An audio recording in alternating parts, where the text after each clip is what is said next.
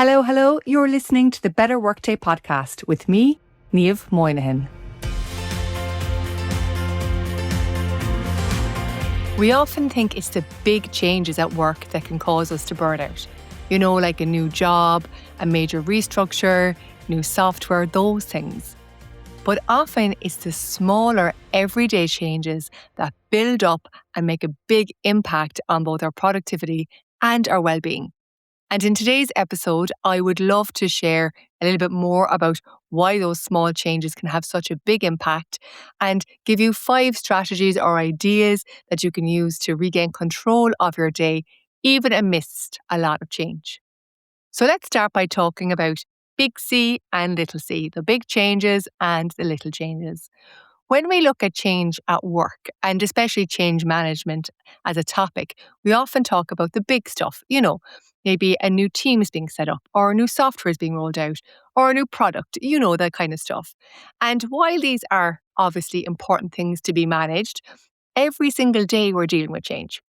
You're dealing with meetings being moved around, new work being added in and old work being changed, new people to be considered, other people to be taken off the email DL.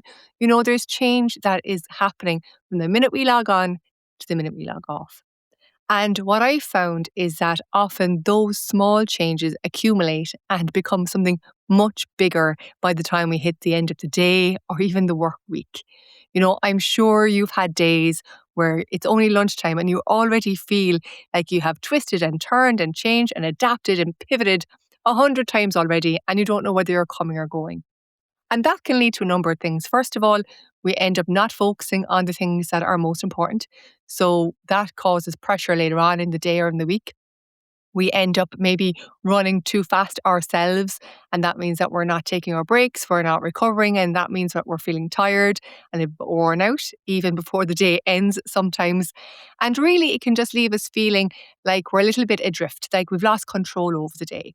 And while I know that we can't control everything in our workday, in any area of our lives, we can absolutely come back and focus on what we can control time and time again to give us that sense of, I suppose, stability, confidence, and, that motivation to keep moving forward.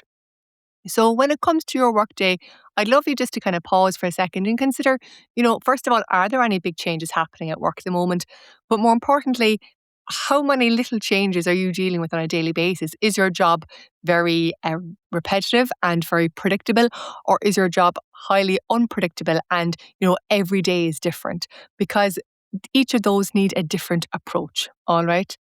And so the first idea I want to take away is the idea of small changes and, not to discard them as being too small to matter in your day. Now, when it comes to those small changes, you might just think, and we'll just take a rescheduled meeting for an example. So that's only something small. That's limited to the working day. And once the day is over, I can put that change to rest. I can put it aside. But when it comes to change, it can impact every other area of your life in both a good way or a bad way. So, for example, a change in a meeting time could mean that you miss your lunchtime walk. It could mean that you don't call that friend or that family member that you want to check in on. It could mean that you don't attend a training that you were going to attend. It could mean that, you don't, take a minute for yourself to prepare for the next thing, the next meeting, the next piece of work that you're going to do. And so every change has a ripple effect, not just on that piece of work, but on other parts of your workday and other parts of your life. And of course, on the flip side, if, for example, you follow some of the ideas from this podcast and you have reduced your unnecessary overtime at work, that change might have a positive ripple effect on, again, your ability to, get movement in during the day, to spend time with your friends and family, to spend time on your hobbies, to do all those other things. And so change is not ever isolated to the place in which it occurs. And so if there is a lot of change happening, I'd love you to consider that, to say, okay, where else in my life is being impacted, good or bad, or you're not sure, and start kind of considering what you can do to, I suppose, either minimize any negative impact or really make the most of any positive opportunity that you have there. All right. So what can you do to, again, take control within that situation? And when it comes to change, I think the biggest thing that we can give ourselves is clarity. Okay, because when there's worry, when there's doubt, when there's confusion, that can cause an awful lot of unnecessary stress. But clarity, knowing for sure what things are, well, that's a whole different game. And so I have these grounding questions that I always share with people when they're going through change at work or again, change in general. And I'm going to share them with you now. It might be good for you at this stage to maybe consider a change that's either happening or one of those changes that you see happen a lot at work and have that in your mind as I go through these questions so you can really make the most out of it. So the first question is, what is changing? And, once you answer what is changing, you can then ask yourself, what is staying the same? Because in every situation with change, there's an element of change and an element of stability. So in that really simple meeting example, let's say, for example, a meeting time has changed, but the topic is still the same, the people are still the same, the agenda is still the same. Okay. And I like focusing on both sides of that story because we need that balance, okay, of adapting, but also being grounded in something that's, continuing on and that's not changing. So understanding for sure what is changing, okay, is really important. Then the second question is that idea of where in my life or work will be impacted. Going back to what I just shared there, that change isn't isolated and we need to consider where else we have to, either make the most of the change or maybe mitigate any risk or just be considerate of it. The third question is, when is the change happening? Because sometimes the change is on top of you before you even know about it. Other times it's a while away. And so that space can give you an opportunity to do other things in the meantime. Maybe you don't need to respond to it straight away. Maybe it's not today's concern, all right? And so there's a gap between when a change is announced and when a change is happening. And the length of that gap impacts how you're going to respond to it. The next thing you're going to ask is, who is leading or who is triggering the change? And that's because there's a huge difference between a change that you trigger and something that's triggered by somebody else. And in the meeting example, if you decide to move a meeting, you will feel an awful lot different about that than if somebody else moves the meeting for you, all right? And that's just, again, because we like to be more in control of our day, of our schedules. Of course we do. Whereas if somebody else does it, it's getting in the way of our best laid plans. It's getting in the way of what we expected from the day. And look, understanding this isn't going to change anything. It's not going to undo any event, but it is going to give you maybe a little bit more understanding of why you're feeling a certain way. And once you understand what you're thinking, what you're feeling, then you can change how you respond or how you act. And then the final grounding question, number 5, is always, why is this change needed? So it's taking a step back from the inconvenience of a change, because nobody likes change. So taking a step back from the inconvenience of change and asking, yes, but why is it important? You could ask, what's in it for me? Why should I care about this? What's the impact? What will happen after? What will happen if this change doesn't happen? And I suppose just try to, for yourself, understand why that change is necessary, even if you would rather everything stayed the same for just a few minutes in the working day. All right. And always when I'm doing this, I would ask throughout the whole process these 2 questions. What do I know for sure? What do I need clarity on?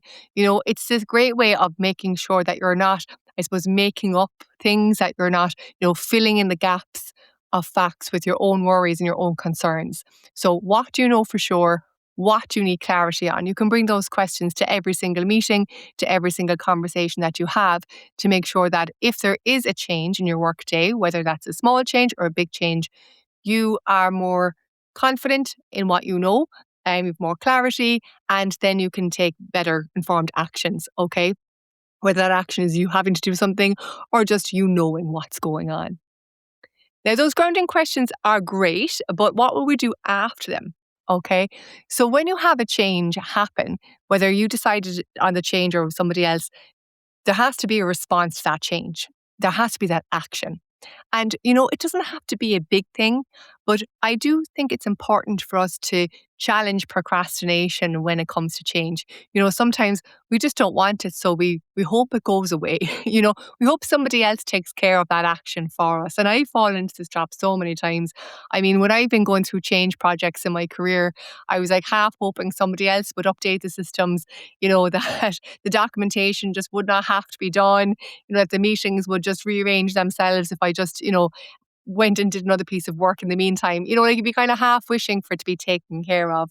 But if a change is happening to you, then you do have to take some kind of action. You do have to respond at least. And so what you can do is just create what I call my MVP, minimum viable plan. And that's writing down what action you have to take and maybe the 2 or 3 steps required for you to do it. And maybe that's all. Maybe there's just one action, maybe there's 2 or 3. But even doing that gives you that sense of you being able to focus on what's in your boat, to focus on what you can do in this situation. If it was the meeting example, again, so small but so regular, I have to use it. It's brilliant. Okay, so maybe, the action is you have to reschedule that meeting. And so the steps are, check availability, send the updated invite, and that's it. But it moves you into action. It moves you into moving forward, I suppose. Now, the final idea I want to share in the context of change is the idea that we need to rest after a change, or we need to reset. Maybe that's a better word. Maybe we need to reset, okay? Because if you're dealing with an awful lot of change in your day, if you're constantly dealing with schedule changes, scope changes, different work coming in, having to deal with different people and all of that, you can just feel like you're being pulled all over the place. And when that happens, your attention gets fragmented. You're not able to make the kind of strong decisions you want to make. You're less focused on your work and you're going to be exhausted by the end of the day. So a moment to pause and reset after a change, to put your feet back on the ground and say, okay, that change has happened. Where am I now? What am I doing next? Makes all the difference. And that will take about 5 seconds. But if we do that, if we build that practice of coming back to the here and now and focusing on what the next step is, that allows us to reset. And, maybe at the end of a day that's been very changeable, very changey, that we do give ourselves that extra time to decompress, that extra time to let go of all of that twisting and turning and responding you've been doing. So maybe it's a slightly longer walk, maybe it's taking the scenic route home, whatever it is, but giving us that chance to let go of all of that, because it does take a lot to respond and to adapt, even when it's the small things. So whether or not you are dealing with a big change at work or you are handling the day-to-day variety that's in your role, I would love you to be more aware of the role that change has, the fact that it's not isolated just to where it takes place, and more importantly, how you can regain control within the situation. I've shared 5 ideas here. If you even took one of them and applied them to your workday, then you would see an improvement, and I'd love to hear it if you did. Thank you for joining me on this week's episode of the Better Workday podcast. If you enjoyed the show, the best way you can support me is by giving the podcast a rating, leaving a comment, sharing this episode and subscribing wherever you get your podcasts so you don't miss the next episode. For more information and to sign up for my mailing list, head over to abetterworkday.com. Thanks again for listening, and I'll be back in your ears next week. Until then, stay well and have a better workday.